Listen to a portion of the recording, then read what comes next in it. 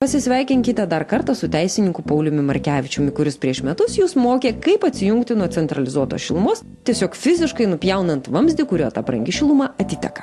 Šiandien jis mums turi gerą žinią. Jis laimėjo prieš tuos šilumos tiekėjus dar vieną bylą dėl šilumos punktų priežiūros. Kiekvienam butui susitaupo išlaidos šitam punktui prižiūrėti. Tai yra apie 20 litų kiekvieną mėnesį. Visam namui per mėnesį susidaro apie 1200 litų sumą, per metus jis siekia 12-14 tūkstančių litų.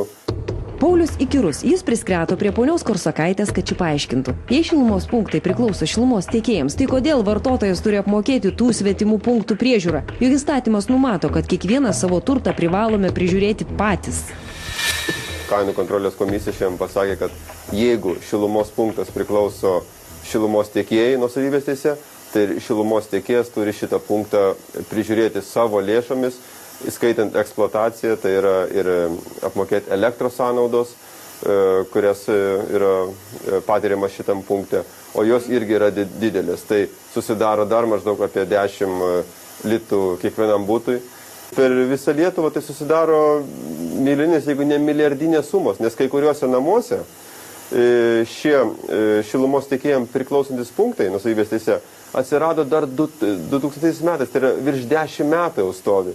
Ir virš 10 metų visi vartotojai kaip avelės ploja už svetimo turto priežiūrą. Tačiau, kai į kainų kontrolės komisiją kreipėsi žurnalistai, norėdami visai Lietuvai paskelbti gerąją žinią, ponia Korsakaitė jiems užčiaupė burnas.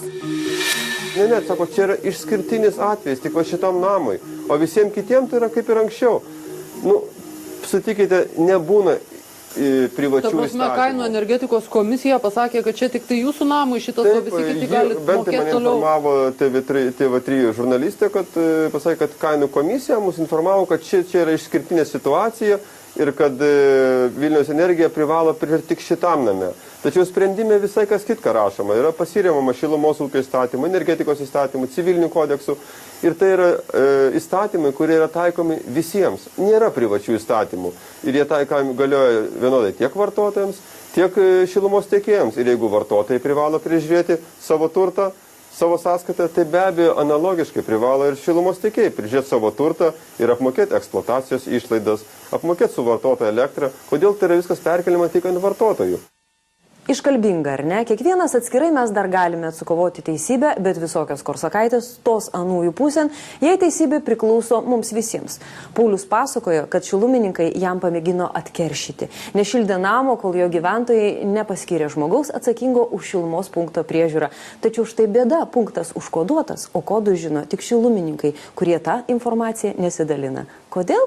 Todėl, kad ponia Korsakaitė su jais. Šįvakar tiek, laukite tęsinio. Iki kito ketvirtadienio.